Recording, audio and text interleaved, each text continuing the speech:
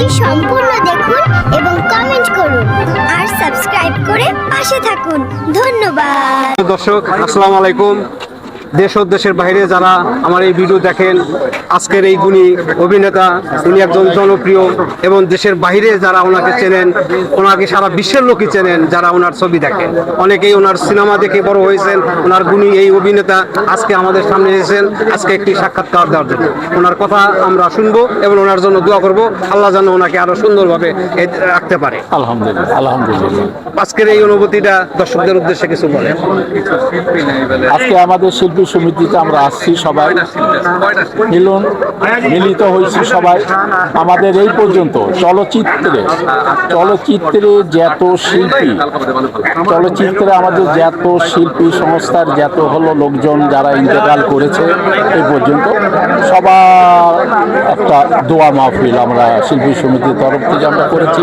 এই জন্য শিল্পীরা যা আছে এই পর্যন্ত, আগে পরে নতুন যারা আছে কাজ করতেছে সবাই আসছে, সবাই ওই সব শিল্পীদের জন্য দোয়া করতে।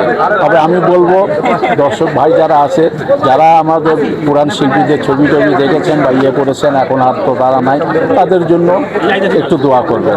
তাদের আত্মার মাগফিরাতের জন্য আপনারা দোয়া করবেন। আমরাও সবাই মিলে তাদের জন্য যাতে দোয়া করি বেশি বেশি করে। আল্লাহ তাআলা তাদের হলেও তাদের সমস্ত গুনাহ আল্লাহ তাআলা মাফ করে দেন। আলহামদুলিল্লাহ। আমার জন্য দোয়া করবেন। আমিও চলচ্চিত্রে অনেক বছর পর্যন্ত কাজ করতেছি। হঠাৎ করে আমিও চলে যাব এখান থেকে সবাই চলে যেতে হবে। এটাই হলো দুনিয়ার মধ্যে সবচেয়ে সুন্দর এবং সত্য কথা, যে একদিন আমাদের মৃত্যুবরণ করতেই হবে। অতএব আমরাও এখন ছবি টবি নাই, নাই, তারপর আমরা এখন আমরা নামাজ, বন্দগি, হজ এই সব করে এখন দিন কাটাইতেছি, আল্লাহর কাছে দোয়া করতেছি।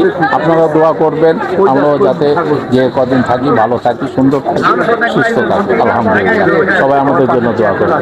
দর্শক দোয়া করবেন, উনি যেন আল্লাহ ওনাকে হায়াত দাস করে আরো বেঁচে থাকে। এই বলে আজকের মতোই আল্লাহ হাফেজ। Thank you.